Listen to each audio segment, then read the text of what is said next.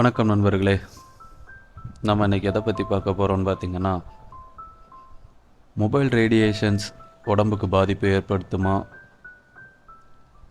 அதனால் ஆபத்து ஏதாவது இருக்குதா, ஸோ அதை நம்ம எப்படி தடுக்கலாம்.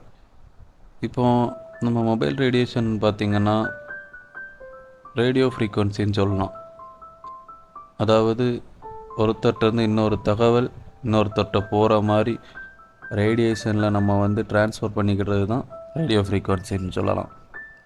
அப்படி பார்க்கும்போது நமக்கு மொபைல் தான் பெரும்பாலும் கம்யூனிகேஷனுக்கு நமக்கு உதவுது. ஸோ அதிலிருந்து வர்ற ரேடியேஷன் நம்ம உடம்ப ஆபத்தையும் ஏற்படுத்த வாய்ப்பு இருக்குது. இப்போ இந்த ரேடியேஷன் எப்படி நம்ம உடம்பை பாதிக்குதுன்னு பார்த்திங்கன்னா, நான் அயோனைசேஷன், அதாவது அது நம்மளோட டிஎன்ஏயை பாதிக்கப்படுத்தாது, ஆனால் நம்ம உடம்பு அதிலிருந்து வர்ற ரேடியேஷனை அப்சர்வ் பண்ணிடும். அப்சர்வ் பண்ணுறனால நம்ம உடம்புல உள்ள செல்ஸ் பாதிக்கப்படுது. இந்த மாதிரி அப்சர்வ் பண்ணுறதுனால தூக்கம் இன்மை, டிப்ரெஷன், மெயிலுக்கு ஃபெர்டிலிட்டி ப்ராப்ளம்ஸ், ஃப்ரஸ்ட்ரேஷன்ஸ், இந்த மாதிரி பிரச்சனையெல்லாம் வருது. இது ரேடியேஷன் ஒரு லிமிட்டை தாண்டி நம்ம உடம்பை அப்சர்வ் பண்ணும்போது தான் பிரச்சனையே ஆரம்பிக்குது. அதாவது இதை எப்படி கணக்கு போலனா SAR அது மூலமாக தெரிஞ்சுக்கலாம். அது லிமிட்டேஷன்ஸ் கொடுத்துருக்காங்க. நம்ம இந்தியா, யூரோப்புக்கெல்லாம் லிமிட்டேஷன் கொடுத்துருக்காங்க. அது என்னன்னு பார்த்திங்கன்னா, இந்தியாவுக்கும் யூஎஸ்ஏக்கும் என்ன கொடுத்துருக்காங்கன்னா 1.6 வால்ட் பெர் கிலோகிராம். அதே யூரோப்புக்கு பார்த்திங்கன்னா 2.0 வால்ட் பெர் கிலோகிராம் கொடுத்துருக்காங்க. ஸோ இது நீங்கள் வச்சுருக்க மொபைலில் எவ்வளோ இருக்குதுன்னு பார்க்கணும் அப்படின்னு நீங்கள் நினச்சிங்கன்னா *#07# அதை டைப் பண்ணால் போதும். உங்களோட மொபைலோட லிமிட் அது உங்களுக்கு வந்துடும். ஸோ SARன்றது ஸ்பெசிஃபிகேஷன் அப்ஸ்ட்ரக்ஷன் ரேட். அது நம்ம எல்லா இடத்துக்குமே கொடுத்துருக்காங்க. ஒரு மொபைலுக்கும் லிமிட்டுன்னு கொடுத்துருக்காங்க. இதை நீங்கள் பார்க்கும்போது நம்ம அதை தெரிஞ்சுக்கலாம் நம்மளோட மொபைலை பற்றி. இந்த அளவு கூடும்போது மட்டும் இல்லை, நம்ம மொபைல்ஸ் நிறைய நேரம் நம்ம பக்கத்துலேயே இருக்கும்போது நம்ம செல்ஸ் நிறைய அப்சர்வ் பண்ணுறதுனாலையும் அந்த மாதிரி பிரச்சனைகள் வரும். இதே நமக்கு WHO என்ன சொல்லியிருக்காங்கன்னா, கேன்சர் வர்றதுக்கும் பாசிபிள் இருக்குது, அந்த மாதிரி ஒரு ஸ்டேட்மெண்ட் தந்திருக்காங்க. ஆனால் எதுவுமே நம்ம இன்னும் நிர்ணயிக்கப்படலை. ஆனால் ஒரு ரூமர்ஸ்ன்னு சொல்லலாம், அந்த மாதிரி இருக்குது. அது ஏன்னா மொபைல் நம்ம நிறைய நேரம் பேசுறதுனால நம்ம பிரெயின் அஃபெக்ட் ஆக வாய்ப்பு இருக்குது. ஸோ கர்சினோஜெனிக் அப்படின்ற டிசீஸ் ஏற்பட வாய்ப்பு இருக்குன்ற மாதிரி சொல்லியிருக்காங்க.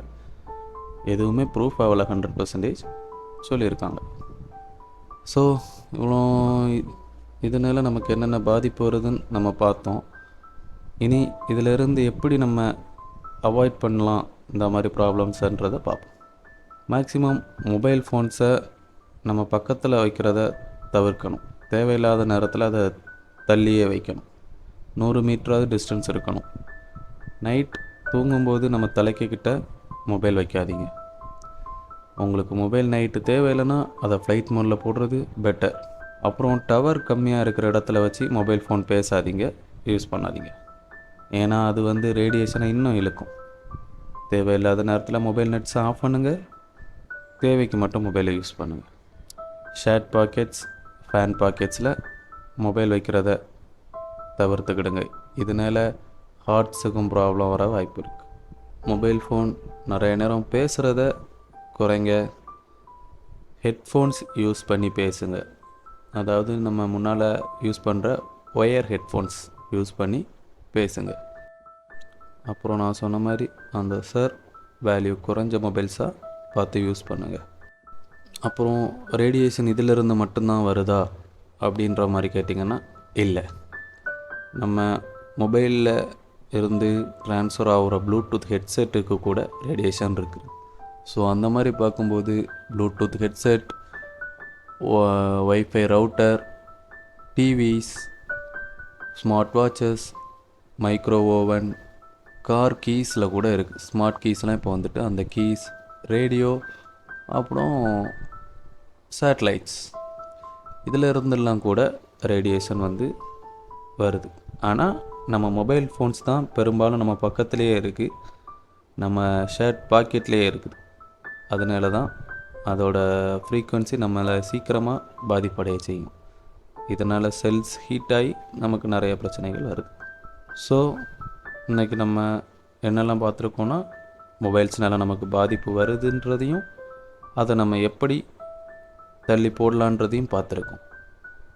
ஸோ இந்த வீடியோஸ் பிடிச்சிருந்தனா லைக் பண்ணுங்கள், சப்ஸ்கிரைப் பண்ணுங்கள். மறக்காமல் நிறைய நேரம் மொபைல் யூஸ் பண்ணிகிட்ருக்க உங்கள் ஃப்ரெண்ட்ஸுக்கு இதை ஷேர் பண்ணி விடுங்க. தேங்க்யூ ஃபார் வாட்சிங்.